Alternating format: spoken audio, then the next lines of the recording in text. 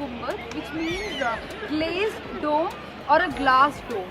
The reason it got its name from these colorful tiles used to decorate the structure. If you notice, again, these tiles were not locally available in India. They were imported from Persia, and the main colors are cobalt blue and midnight blue. If you notice, they were all designed and decorated in the rims of the structure. Unfortunately, it's all come out. It used to reflect during when sunlight used to fall on the tiles. It used to be a very beautiful structures.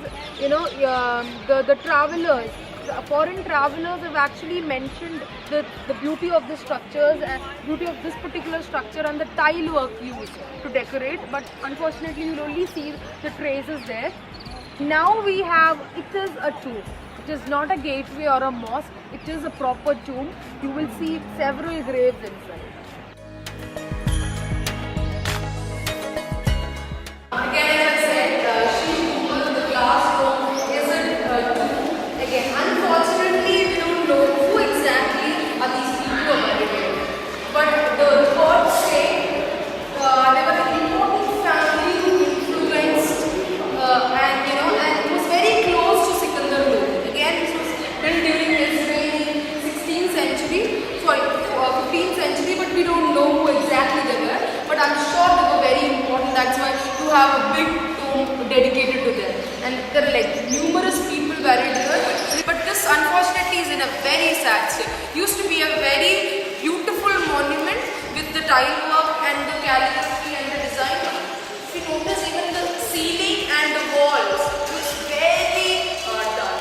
And they say that the ceiling was decorated with images of motives of celestial body and geometrical patterns. Unfortunately, we only see lines. We don't see any step over. We don't see the calligraphy also. We only see a little bit of it.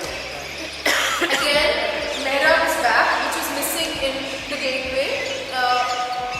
So the mihrab is back, and all three sides are open except this side. So I'm sure this was used for praying purpose as well. Yeah, even though it's a very damaged state. But that is our second last Lodi structure, right? And we'll move on to our last Lodi structure, which has a gate, as I said. So we'll have to move a little fast because the gatekeeper has a habit of closing it before time.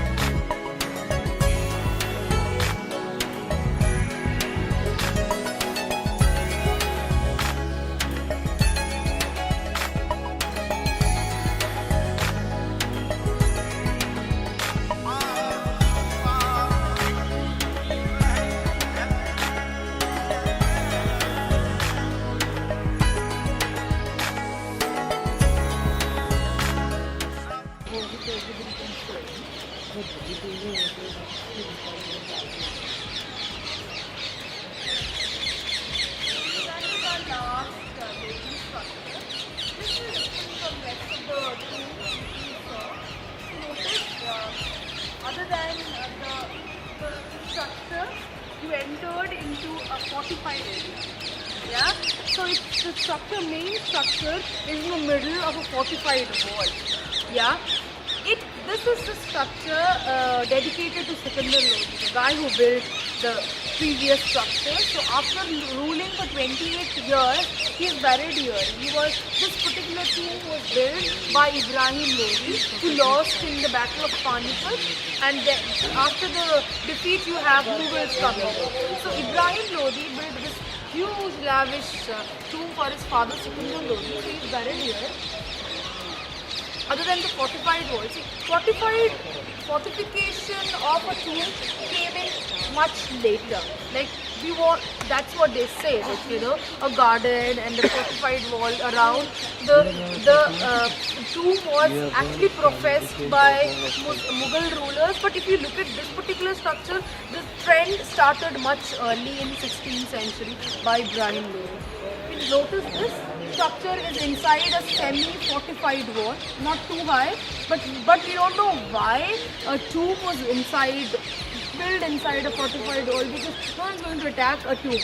But then that shows the supremacy of the ruler, because he was a very important guy. He was a ruler of whole of India, so he deserved this. That's what they say. That's the reason why we see a defense wall around his tomb. And if you also notice, before we entering into the structure, we also see garden on all four sides. This particular garden is called a char bagh, right? A four-fold garden. Again, very much Persian in style. It's copied from Persian culture, building of char bagh. This is a very simple char bagh. Believe me, you will see much more complicated four-fold, much more complicated char bagh if you go to Humayun's tomb and Taj Mahal. They're like divided by many more pathways and water channels and fountains. This is probably this is the beginning of this concept. A garden too. This was just a beginning. You see, you will have garden on four sides. In the middle, you will see pathways, and right at the center, you will see the structure of the tomb of the ruler. Okay, can anyone tell me the difference between this particular structure and the first structure we saw? Very prominent difference. No umbrella. Yes, the royal chhatris and no lotus actually. Inverted lotus. And that is there on top. Yeah, but yeah, as ma'am said, that the royal chhatris, the royal umbrellas are missing. Probably they wanted to build only the main planet, that is the sun, just to show that you only have the main ruler. Rest are all his subordinates. You don't need them. But then I want to believe it looks very incomplete. The ceiling rule is very incomplete without the royal chhatri, and you'll also see some remains of something around the dome. So probably the chhatris must have fallen, but they were there. But you never know. Right now it's with a single dome. So, and that is the only difference between the first structure which was built in the 14th century and now this which was built in the 16th century. Right? Again, the chhajja is there. Again, as I said, that's Hindu in nature. Coming down, the pillared wall, the veranda was missing in Bada Gumbad and Sheesh Gumbad, the glazed roof, but it's back again with the arched openings, if you know. Main feature about this particular tomb is it's surrounded by a fortified wall, and it's also called a garden too. Interesting to note that on the western side, if you notice, that particular wall is different. That is nothing but a wall mosque. Yeah, so people, since it's a very small structure, it won't be able to take many people, so people can sit outside and they can face the wall mosque and pray. Yeah, so again, these are the other features which are modified and added on by the later, Lodi rulers, or let's say. This was all copied by Mughals later on, but these were the beginning of all these, new modifications. The fort, the char bagh concept, the wall mosque, everything. It's again an octagonal structure, just like the first structure. And if you notice, the paintwork has ruined the plaster work. It's nowhere to see, but only the ceiling is slightly carved. Again, the pillars are all damaged. The main stone is quartzite, grey quartzite. A little bit of red sandstone decoration. The temple gateway is again back with the Hindu elements like the kalash and the lintels and the designed corbels. Yeah. Sundar Lodi is only one inside. No family members, no officials, no officers, no only probably Sundar Lodi only wanted to focus on his father. And so that's the only way we have inside the structure. Okay. Again, other than ignore the legs, the other openings, we have got the mihrab again back. It's very strange, very interesting to see a defense wall around the tomb. And please notice the structure has a courtyard outside, and it has two, pavilions for soldiers to safeguard the place. It's very strange. Why will you build a defense wall, and why will you station two soldiers to safeguard a place where you buried somewhere.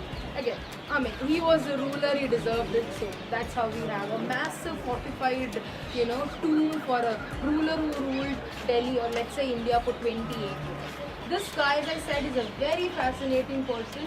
Other than, if you look at the structure itself, other than building structures, he was very much interested in learning and literature, arts, learning languages. I'll show you another fascinating feature about the place. We'll have to move out.